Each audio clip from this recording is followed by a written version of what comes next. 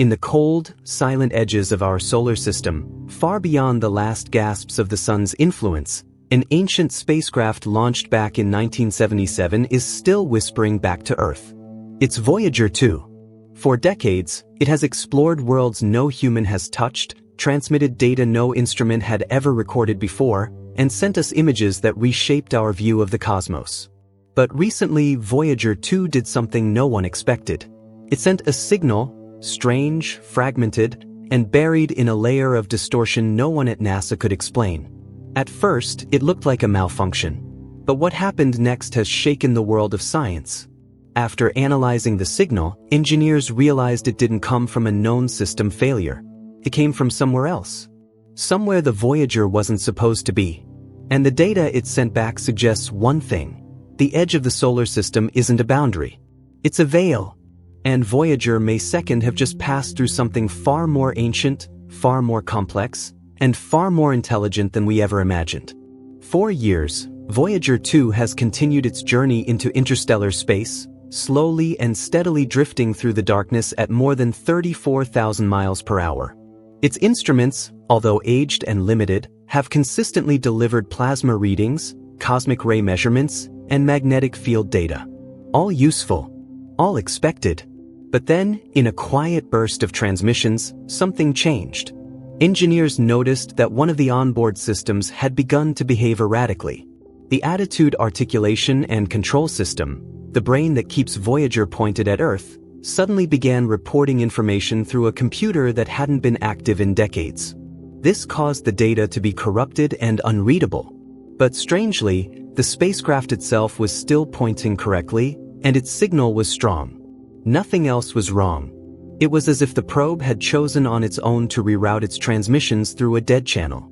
The question quickly shifted from what's broken to who made it switch. Because in 45 years of flight, Voyager 2 had never shown this behavior, and no command was ever sent to tell it to do this. The most unsettling part of the anomaly wasn't just that the system rerouted itself, it was where the rerouted data appeared to go. When engineers dug into the transmission logs, they found that the corrupted telemetry wasn't random noise. It was structured, following sequences that resembled Voyager's earliest launch protocols, as if the system had rebooted not into an error, but into an old memory. And it didn't stop there. Buried inside the corrupted packets was a consistent echo, a low-frequency harmonic that didn't match any of Voyager's signal architecture.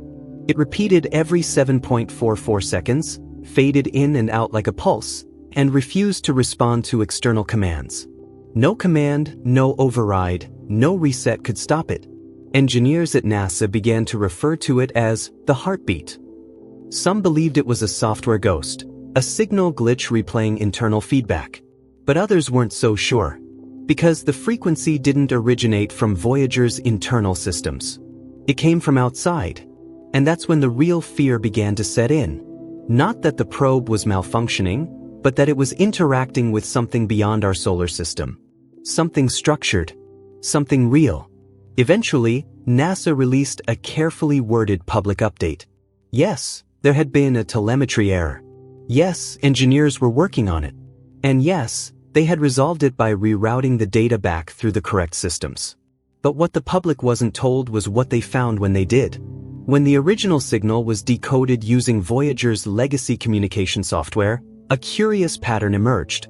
Embedded between the corrupted data blocks were what looked like binary markers that hadn't been transmitted by Earth, nor logged by Voyager's memory core. These markers, when mapped visually, formed a repeating geometric structure, hexagons within hexagons, a recursive pattern echoing known phenomena in nature but completely alien in its digital context. Some compared it to crop circles encoded in machine language. Others thought it resembled early fractal sequences, self-replicating systems seen in mathematics but never in telemetry. And most disturbing of all, the timestamps attached to those packets seemed dislocated in time, not recorded in the current Voyager timeline but offset, as if the signal was being influenced or composed from a different temporal layer. One NASA insider reportedly said, "We didn't just receive a signal. We received a message." After decoding the fragments, a small group of astrophysicists and communication theorists began to propose a theory that, if true, would upend everything. What if Voyager 2's hidden transmission wasn't a glitch, but a response, not from a spacecraft, not from a star, but from a structure in space? An interstellar field, perhaps electromagnetic in nature, capable of absorbing, modifying, and returning our signals back to us in a different form. The binary patterns weren't just random distortions. They were reflections, signatures of something analyzing the probe's signal, restructuring it, and returning it wrapped in a new layer of complexity. And the fact that it chose an old, dormant computer to speak through only added to the mystery. It was as if Voyager had been pulled into a conversation it didn't initiate, as if it crossed into a space that was listening and had been waiting to hear from us. And now, the scientific community is left with a terrifying question. Did Voyager 2 stumble into a communication field engineered by something beyond human understanding? Or did it simply touch a natural phenomenon so advanced, it looks like intent? After the decoded fragments began circulating within tight scientific circles, something strange happened. Communications within NASA's Deep Space Network became suddenly more restricted. Analysts who had previously been involved in decoding the corrupted data were reassigned. Several independent researchers who had been assisting with the waveform analysis received official requests to cease all publication and public discussion on Voyager-related findings. The incident was no longer being treated as a technical glitch but as a matter of strategic sensitivity. Internally, it became known as Event V2X. Some saw this as protocol, a precaution in case the anomaly pointed to a national security concern. But others believed it was something more. Because for the first time in its 45-year history, Voyager 2's data wasn't being released openly to the public. And that suggested one thing above all else: they had found something they didn't want us to see. Parallel to the silence, a few rogue researchers began comparing the strange binary patterns in Voyager 2's hidden transmission with past unexplained signals, from the mysterious WOW signal of 1977 to more recent fast radio bursts detected from deep space. To their shock, fragments of similar structure appeared, not in language, not in audio, but in mathematical cadence. Recurring timing patterns, pulse ratios, geometric ratios that mapped onto prime number lattices and non-Earth time intervals. The idea began to take shape that Voyager 2's signal had been intercepted and modulated by a system far more advanced than anything we could create. And here lies the most chilling part. Whatever echoed the signal back understood how to manipulate Voyager's hardware. Not just reply to its message, but reactivate dormant subsystems, repurpose command paths, and use its communication array in ways never anticipated by its engineers. This wasn't noise. It was control. And that meant one of two things. Either we had brushed against a naturally occurring intelligence embedded in the fabric of space, or we had been noticed by something designed. With each passing week, as more data was quietly analyzed and cross-referenced, a new theory began to form. What if Voyager 2 had crossed not just the heliopause, but something older?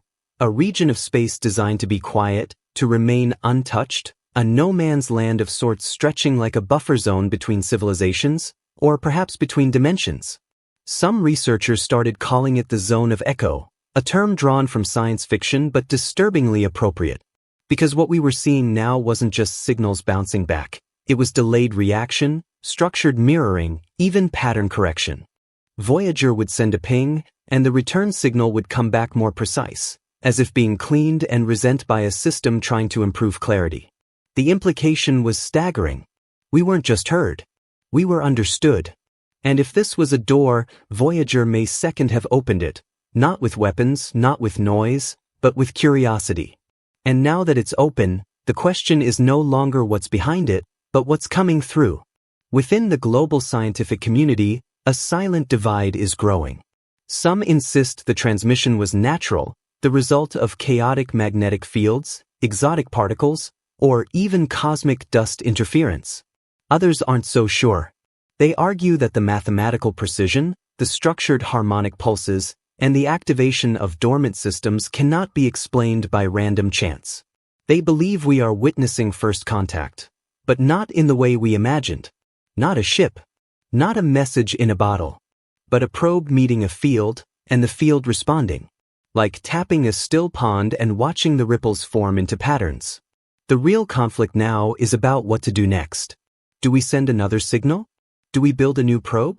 Or do we stay quiet, just in case something out there is listening closer than we think? For nearly half a century, Voyager 2 drifted into the dark, a silent messenger from a young civilization eager to touch the stars.